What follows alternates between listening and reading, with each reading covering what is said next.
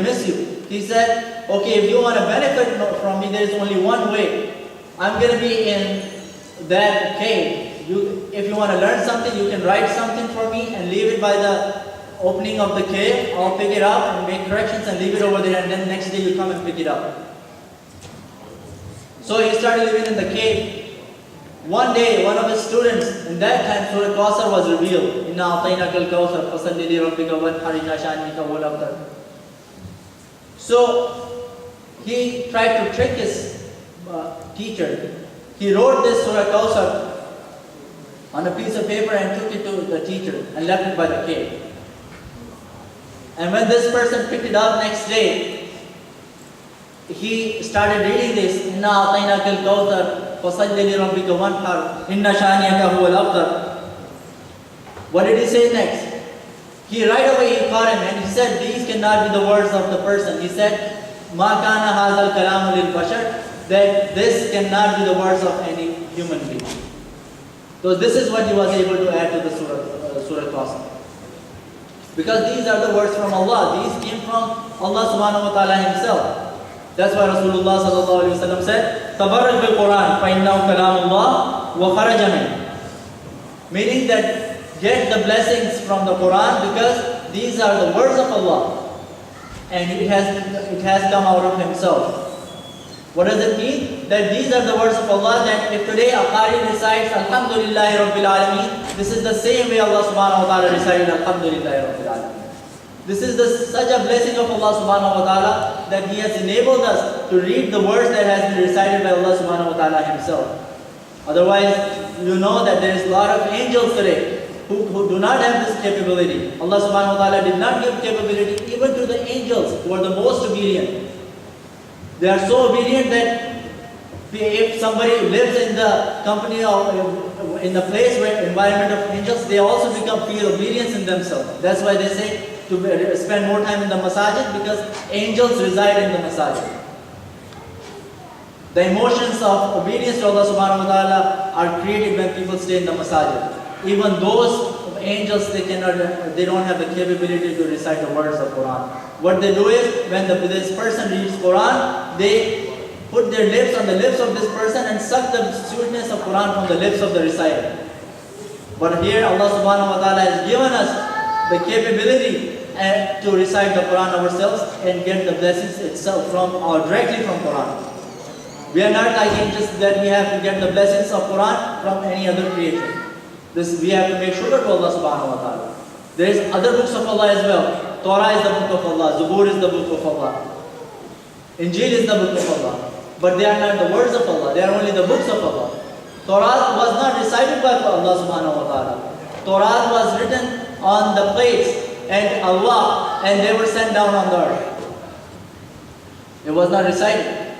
Similarly, Injil was not recited by Allah subhanahu wa ta'ala. Allah subhanahu wa ta'ala revealed the subject, revealed whatever He wanted to say on the heart of Isa alayhi salam, and Isa alayhi salam would say that to his people in his own words. But they were never recited by Allah subhanahu wa ta'ala. Quran is a book which has been recited by Allah subhanahu wa ta'ala Himself. And that's why, since it's from Allah subhanahu wa ta'ala, nobody can make a Quran like this, and these are the true word, and nobody can accept the challenge. Nobody can defeat the challenge of Quran. In different narrations, they say, some narrations say that it's a story about Abu Jahl, and some say that it's a story about some other person.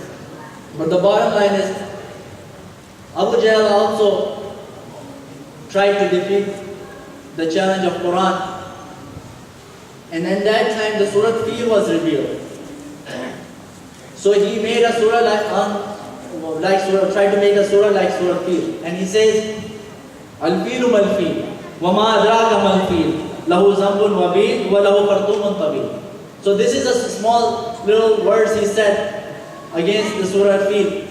Al-Filu fil, elephant. What is elephant? Wa ma adraka mal-Fil, and what do you know about what is elephant? Lahu zambun wabin, wa lahu khartumun tabin. It has a small tail and it has a long trunk. That's what he said about Fil. This was a surah that he brought against the Surah Quran. And when people, even his own people, when they heard this, they said, you are so stupid. You're so dumb that you don't even know you're making a surah and you're only defining what an elephant is. And everybody knows what an elephant is. And you are trying so hard to just explain what an elephant is. You are just saying what is speed, it has a long trunk and a small tail. Nobody else had to say that this is a stupid thing. His own people started making fun of him and saying bad comments against him. So this is the book. This is such a virtuous book that Allah subhanahu wa ta'ala has given us that we get the blessings from it. And one hadith Rasulullah sallallahu alaihi wasallam said, more or less meaning is that Allah subhanahu wa ta'ala elevates the nations with the Quran and Allah subhanahu wa ta'ala destroys the nations because of the Quran. People who are sincere and they get benefit from the Quran, they are the people who are the who are fearing people, fearful people. They are the ones who get the blessings from Quran. Like Allah subhanahu wa ta'ala said in Quran itself, هُدًى لِلْمُتَّقِينَ.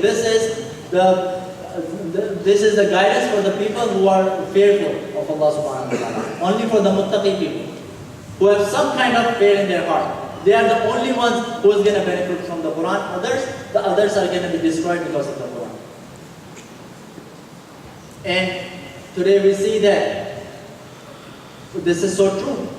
When the words of Quran are recited on the people who are fearful, who have God fearing, who are Allah fearing, they get attracted more and more towards Quran. And who do not have any fear of Allah subhanahu wa ta'ala, they go against Quran so much. They make propaganda against Quran. And today the Muslims, we also have left Quran. That's why we are in such a situation that we are in right now, as we see.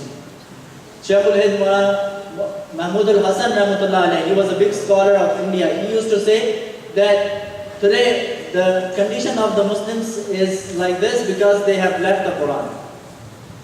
The times when people used to follow the Quran, they used to read the Quran, they used to get the blessings of the Quran, they were the best nations in the world.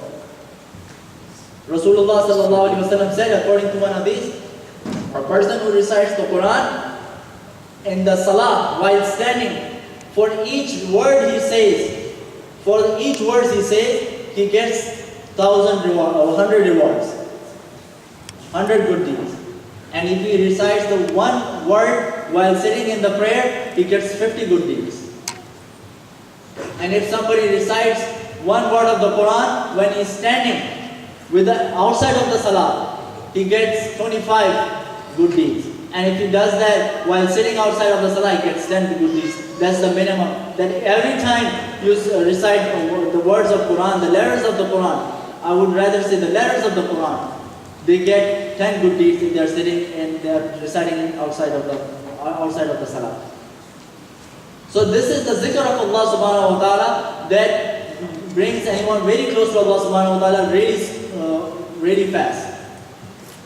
But today we have left this. And even the Muslims, they have started propaganda. What is the point of reading the Quran when you don't even understand this?